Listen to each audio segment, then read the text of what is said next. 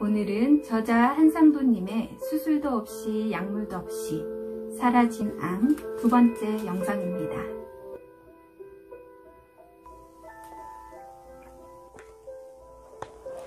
제1장 마른 하늘의 날벼락. 암인 것 같습니다. 내 눈을 빤히 쳐다보며 담당 의사는 담담하게 말했다. 하지만 나는 담담할 수가 없었다. 감전이라도 된 것처럼 정신이 아찔했다. 정지 버튼을 누른 동영상처럼 입을 벌린 채 꼼짝도 하지 못했다. 암이라뇨. 아픈 데도 없는데요.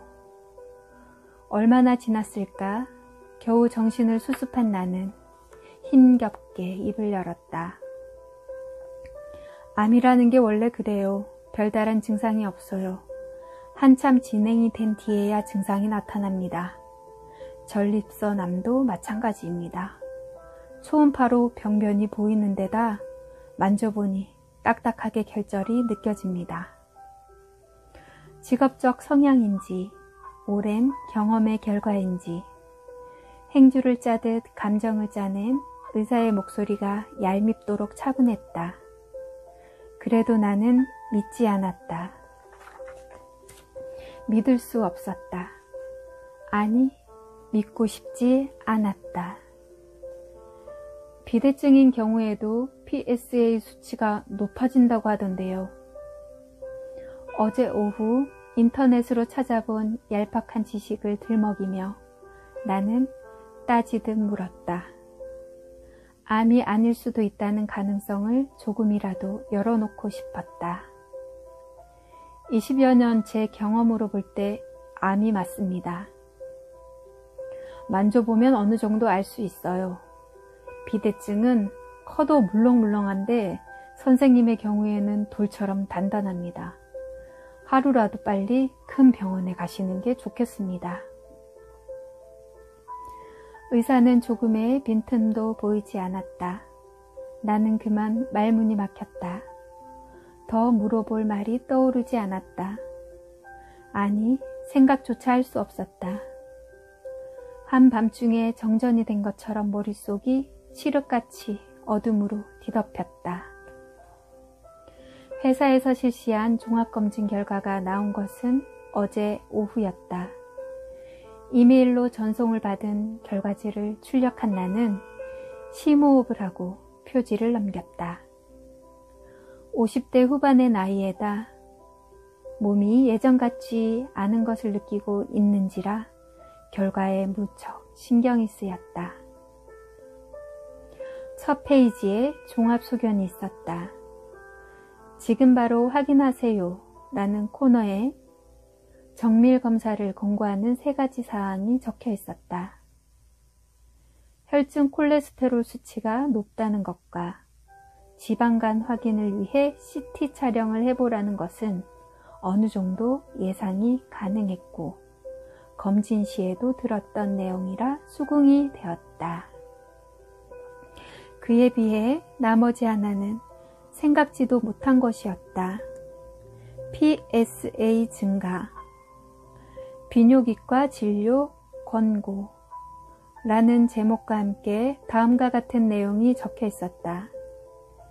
PSA는 종양표지 인자의 일종으로 주로 전립선암 검출, 치료 후 경과 및 재발 여부를 알고자 할 때 사용됩니다.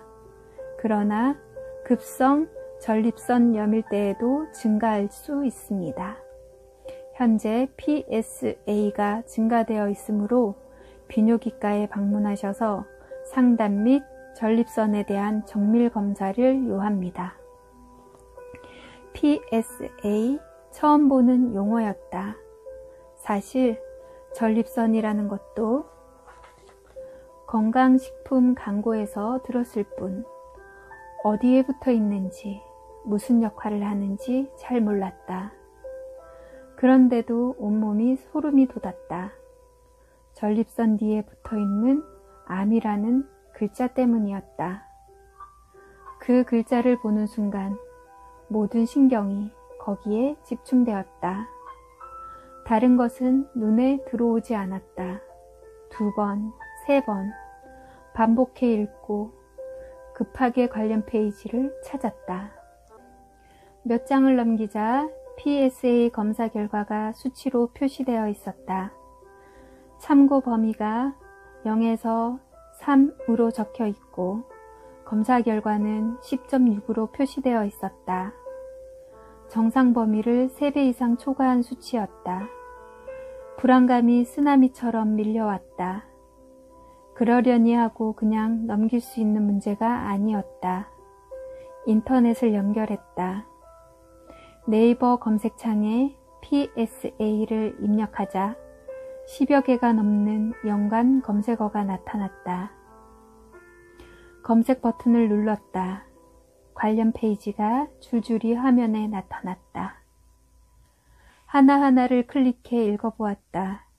전립선에 대한 설명에서부터 기능과 증상, 특히 전립선 암에 대한 내용을 차근차근 검토했다.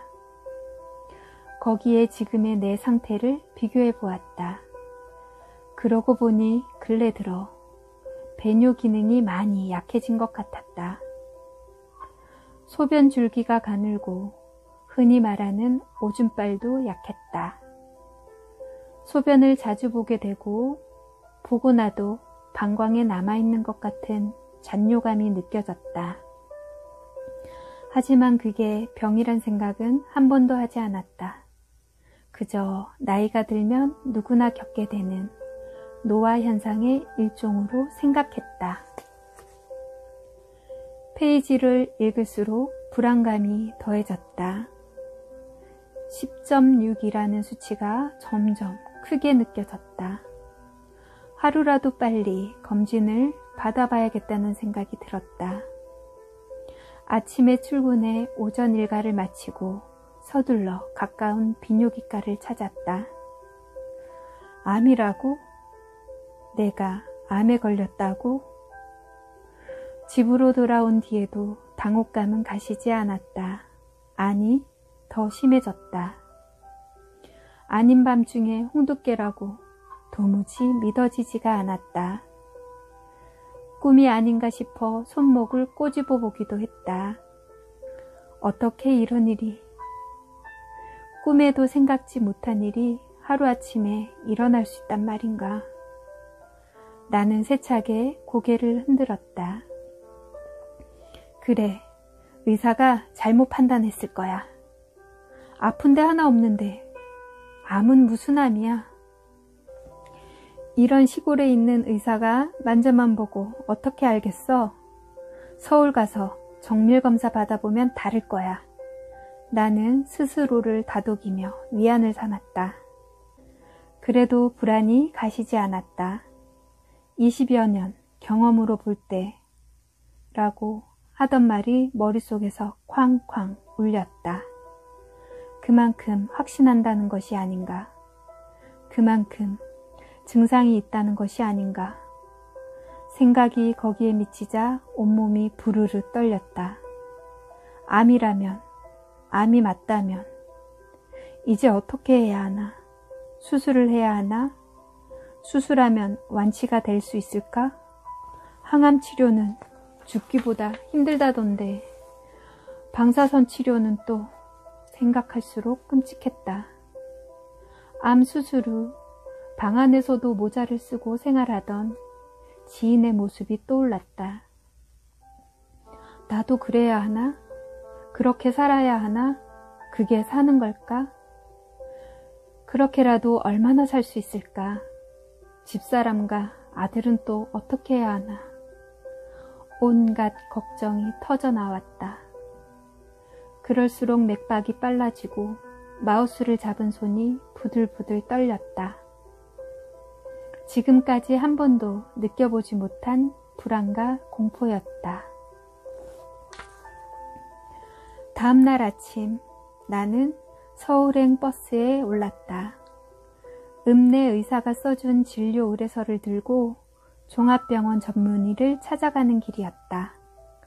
학계를 대표하는 명이라서 예약이 어려운데 때마침 빈 시간이 생겨서 하루 만에 되었습니다. 라고 읍내 의사가 생색을 냈다. 밤새 잠을 뒤척이다 새벽에 일어난 나는 생각을 정리하고 마음을 다잡았다. 의사가 확언을 한 만큼 암이라 전제하고 앞으로 어떻게 해야 할지 방향을 정했다. 새벽 공기의 상쾌함 덕분인지 하루 동안 적응이 된 것인지 어제와는 달리 그렇게 혼란스럽지 않았다. 결론은 간단했다. 가능하면 빨리 검진을 받고 수술을 하자는 것이었다. 수술 외에 달리 방법이 없다는 생각이 들었고 밤 늦게까지 찾아본 각종 정보도 그러한 생각에 도움이 되었다. 관련 카페와 유튜브에는 전립선 암에 대한 정보가 셀 수 없이 많았다. 수술에 대한 불안감과 두려움을 토로한 내용도 많았지만 긍정적인 내용도 적지 않았다. 나는 찾아본 여러 사례를 기준으로 지금의 내 상태를 면밀히 점검했다. 배뇨가 조금 불편한 것은 사실이지만 병이라고 느낄 정도는 아니다. 지금의 이 상황도 특별한 증상이 있어서가 아니라 건강검진에서 비롯되었다. 그러니 암이라 해도 초기에 가까울 것이다. 빨리 수술을 하고 치료를 받으면 완치도 가능할 것이라고 생각되었다. 수술에 따른 재반 문제도 점검했다. 찾아보니 수술을 할 경우 입원 기간이 10여일 내외였다. 통원 치료까지 포함해도 한 달 정도 될 것 같고 그 정도면 회사에서 병가 처리가 가능하다. 비용도 크게 문제될 리 없었다. 20년 동안 들었던 암보험이 지난해 만료되어 아쉽지만 대신 가입한 실손보험이 있으니 보험 처리를 하면 된다. 그러니 하루라도 빨리 검사를 받고 수술을 하자. 이것이 잠을 뒤척이며 고민한 끝에 내린 결론이었다. 덕분에 조금은 담담한 마음으로 버스에 오를 수 있었다. 병원이 위치한 강남은 서울에서 생활할 때 수시로 오가던 곳이었다. 시간이 흘렀다고 해도 길이 낯설지는 않았다. 그런데도 눈에 보이는 것은 영 딴판이었다. 이곳에 병원이 이렇게 많았나 싶을 정도로 병원만 눈에 띄었다. 대부분의 암 관련 병원이었다. 위암, 폐암, 유방암, 대장암, 소아암, 종류별로 전문 병원임을 표시한 간판들이 우후죽순처럼 내걸려 있었다. 그 중에 특히 눈에 띄는 것이 있었다. 제발 전이 전담병원이라는 간판이었다. 그 간판을 보는 순간 잠자고 있던 불안감이 다시 요동쳤다. 제발 전이 전담이라니. 암이 얼마나 많이 재발되고 전이 되길래 전담 병원까지 있단 말인가. 자세히 보니 그뿐이 아니었다. 상호 아래 작은 글씨로 적혀있는 간판도 여러 개였다. 생각해보니 암 수술 뒤에도 늘 재발과 전이라는 말이 따라다닌다. 그렇다면 수술을 해도 완치가 어렵다는 것이 아닌가. 암이 무서운 것은 재발과 전이 때문이라는 어젯밤 유튜브에서 찾아본 어느 분의 말에 신경이 쓰였다. 간판을 보자 그게 얼마나 심각한 문제인지 실감이 났다. 그러자 심장박동이 빨라지고 속이 거북해졌다. 퍼즐 조각이 뒤섞이듯 머릿속이 헝클어졌다. 새벽에 다잡은 마음이 뿌리채 다시 흔들렸다. 이것으로는 알 수 없으니 검사부터 다시 해봐야 합니다. PSA보다 더 정밀하게 알 수 있는 PCI 검사, CT 검사, MRI 검사를 해봐야 상태가 어떤지 알 수 있습니다. 간호사를 통해 건네준 진료 의뢰서를 대충 한번 훑어본 의사는 내 던지듯 책상 구석에 내려놓으며 입을 열었다. 목소리에서도 시선을 돌려 나를 쳐다보는 얼굴 표정에서도 감정이 느껴지지 않았다. 물기 하나 없이 바짝 마른 표정과 목소리였다. 나는 무척 당혹스러웠다. 내심 기대하고 있던 모습과 너무 달라 어떻게 대응해야 할지 갈피를 잡지 못했다. 어젯밤 나는 인터넷을 뒤져 담당 의사에 대한 정보를 찾았다. 내 몸을 진료하고 수술까지 하게 될 의사가 어떤 분인지 확인하고 싶었다. 찾아보니 학계를 대표하는 명의라고 얘기한 읍내 의사의 말이 수긍이 되었다. 관련 학회장을 비롯해 경력이 화려했다. 특히 전립선 암 수술에 있어서는 둘째라면 서러울 정도로 베테랑 의사였다. 그보다 더 호감이 가는 정보도 있었다. 환자의 입장에서 환자를 먼저 생각한다. 어느 인터뷰 기사에 소개된 그의 진료 철학이었다. 언제나 그런 마음으로 진료에 임하고 있다고 그는 여러 차례 강조했다. 그래, 이런 분이라면. 나는 조금 마음이 놓였다.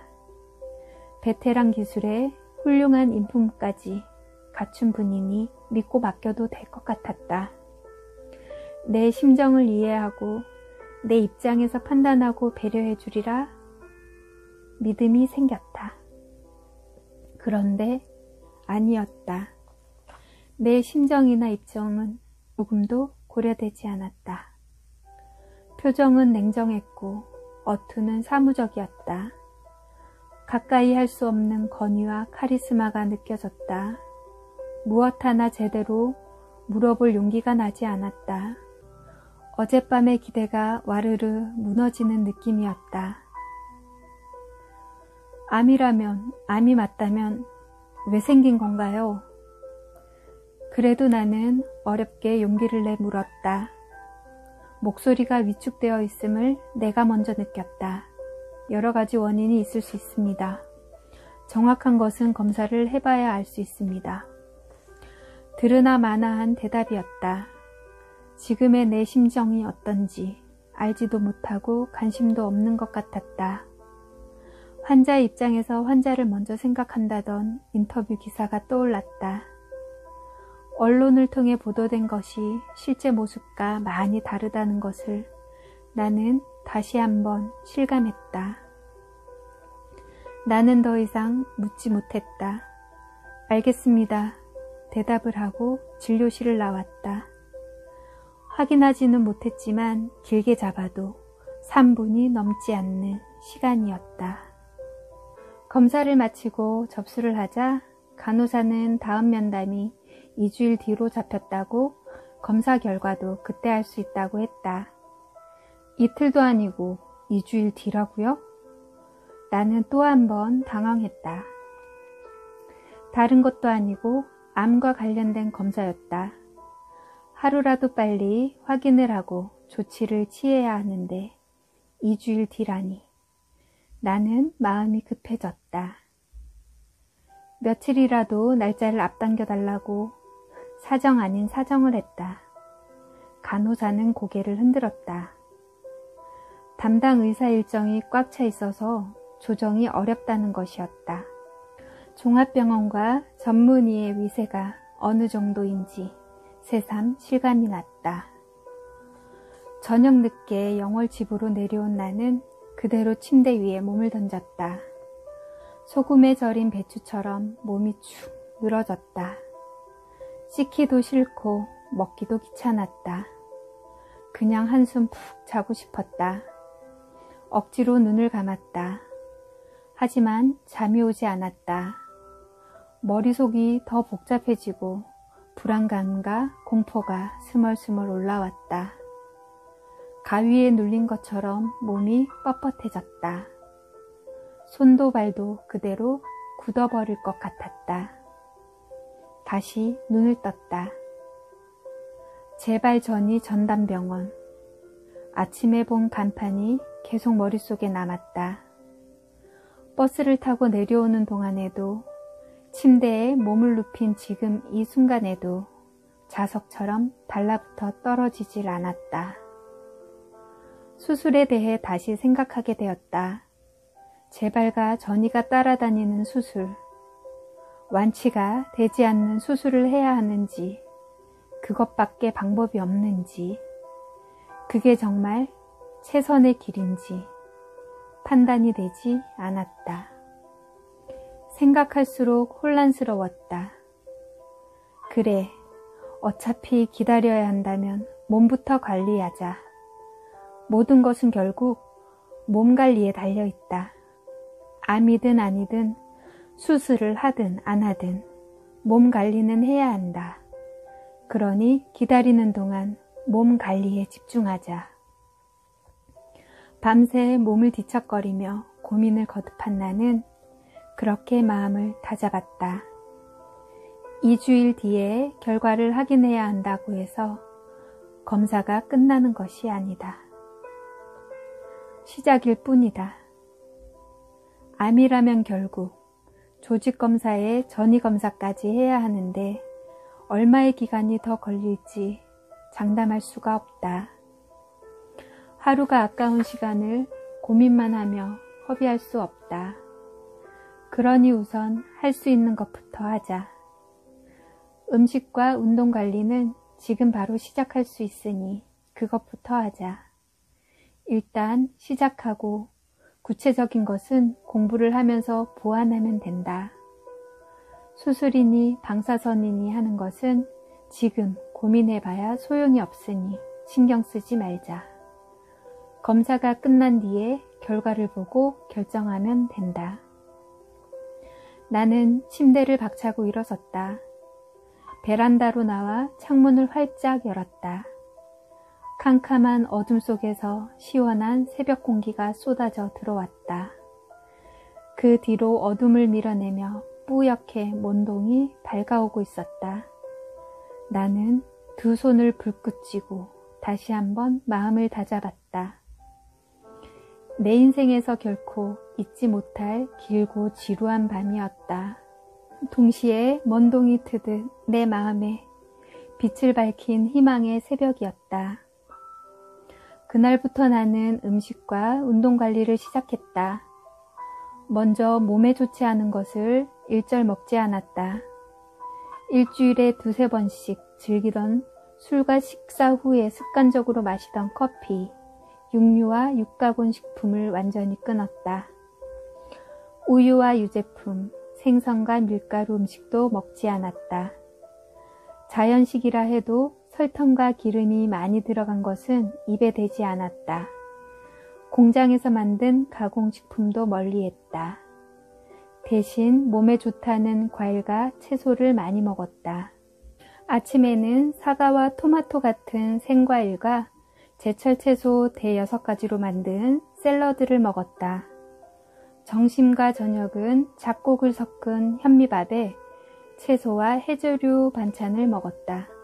동시에 운동을 시작했다. 매일 새벽 5시에 집을 나서 주변의 공원이나 야산을 걸었다. 매일 1만 보씩 체크하며 걸었다. 비가 오면 우산을 쓰고 걸었다. 하루도 거르지 않았다. 한편으로 몸에 대한 공부를 시작했다. 인터넷을 검색해 관련 정보를 찾아 읽고 유튜브에 들어가 관련 강의나 강연을 들었다. 도서관에서 관련 서적을 찾아 읽고 공감이 큰 책은 구매해 밑줄을 쳐가며 2번, 3번 읽었다. 쉽게 말해 음식과 운동 관리지 평생 동안 이어온 삶의 방식을 바꾸는 일이었다. 무척이나 힘들고 고통스러웠다. 그래도 나는 그동안 소홀했던 것을 참회하는 심정으로 묵묵히 이겨냈다. 검사 결과를 기다리는 2주일 동안, 조직검사까지의 2달 동안 철저히 실천했다. 내 삶을 바꾼 2달 반의 생체 실험이었다. 눈을 감고 심호흡을 했다. 그래도 가슴이 요동쳤다. 어느 정도 예상을 하고 대비도 했지만 별 소용이 없었다. 제발 암만 아니길 바라는 간절한 기원이 가슴 저 밑바닥에서 용암처럼 끌어올랐다. 심장의 고통은 점점 커지고 입에서는 믿지도 않는 하나님, 부처님이 중얼거려졌다. 눈을 떴다. 다시 한번 심호흡을 하고 앞에 놓인 결과지를 응시했다. 일주일 전에 한 전립선 조직검사 결과지였다. 예약된 면담일까지 기다릴 수 없어서 사본 열람을 신청해 이메일로 전송받은 것이었다. 입안에 고인 침을 삼키고 조심스레 표지를 넘겼다. 손끝이 파르르 떨렸다. 곧바로 짧은 신음이 터져 나왔다. 12개 샘플 중 7개에 종양 검출이 표시되어 있었다. 검사를 위해 떼어낸 전립선 조각 12개 중 7개에서 종양이 발견되었다는 표시였다. 두 손으로 얼굴을 감싸고 고개를 숙였다. 부들부들 떨리는 손가락 사이로 긴 한숨이 뿜어져 나왔다. 정밀 검사를 하고 난 2주일 뒤 나는 다시 서울로 올라왔다. 결과를 확인하기 위해서였다. CT를 봐도 그렇고 MRI도 그렇고 암일 확률이 높습니다. 60에서 70% 정도 됩니다. 조직 검사를 해야겠습니다. 모니터를 보고 있던 의사는 내가 자리에 앉자 그제야 몸을 돌려 말했다. 건의적인 어투와 태도는 처음 그대로였다. 나는 다른 질문을 찾기가 어려웠다. 알겠습니다. 간단한 대답을 하고 진료실을 나왔다. 지난번보다 더 짧은 면담이었다. 조직검사는 2달 뒤로 날짜가 잡혔다. 수술도 아니고 검사 하나 하는데 무슨 시간이 그렇게 걸리냐며 따져 물었지만 환자가 밀려서 그렇다는 데에는 할 말이 없었다. 하기야 복도를 꽉 메운 환자들을 보니 이해가 되었다. 근래 들어 전립선암 환자가 급증하고 있다는 언론의 보도도 실감이 났다. 한편으로는 잘됐다는 생각도 들었다. 관리를 시작한 지 2주일, 나는 내 몸이 조금씩 달라지고 있음을 느꼈다. 체중이 줄면서 몸이 가벼워지고 혈액순환이 개선되고 있었다. 정수리의 탈모, 팔꿈치의 각질 등 신체 여러 부위에서 의미 있는 변화가 일어나고 있었다.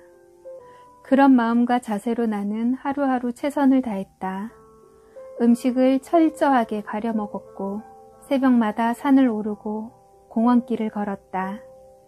그렇게 2달을 보내고 난 7월 28일 나는 병원에 입원해 조직검사를 했고 그 결과를 이메일로 전송받은 것이었다. 예상을 하고 대비를 한 덕분인지 지난번의 경험에 따른 반복 효과인지 나는 이내 정신을 수습했다. 내 몸에 암이 있다는 사실을 냉정하게 받아들이고 어떻게 해야 할지 고민했다. 방법은 2가지였다. 하나는 수술을 하고 항암 치료를 받는 것이었다. 일주일 뒤로 예정된 면담에서 담당 의사는 확진 사실을 알려주며 수술을 권할 것이다. 조직검사에서 종양의 악성도가 중간치인 7로 나왔으니 수술을 하면 완치가 가능할 것이라 얘기할 것이다. 하지만 나는 그동안의 공부를 통해 수술에 대해 회의적인 생각을 갖고 있다. 수술은 암을 치료하는 것이 아니라 암으로 인해 생긴 종양을 제거하는 미봉책이라는 것을, 재발과 전이의 가능성이 상존할 수밖에 없다는 것을 알았기 때문이다. 그런데다 요실금 등 수술에 따른 후유증도 적지 않아 어떻게든 피하고 싶은 것이 솔직한 심정이었다. 다른 하나는 그동안의 공부를 통해 알게 된 자연 치유 방식이다. 음식, 운동, 마음 관리를 통해 세포의 기능과 활동을 강화하여 몸이 스스로의 힘으로 암을 이겨내게 하는 것이다. 종양 제거보다 종양의 원인이 되는 세포의 기능 회복에 초점을 맞춰 암을 근본적으로 치료하는 것이다. 나는 2달 반 동안의 생체 실험을 통해 자연치유 방식을 선호하고 있다. 내 몸에 나타난 변화로 미루어 어느 정도 효과 또한 기대하고 있다. 하지만 이는 검증된 치료법이 아니다. 소수에 의한 대안적인 방법에 불과하다. 잘못될 경우 상태를 크게 악화시킬 수 있다. 어떻게 해야 할지 판단이 서지 않았다. 시계추가 흔들리듯 마음이 그네를 탔다. 도무지 갈피를 잡을 수 없었다.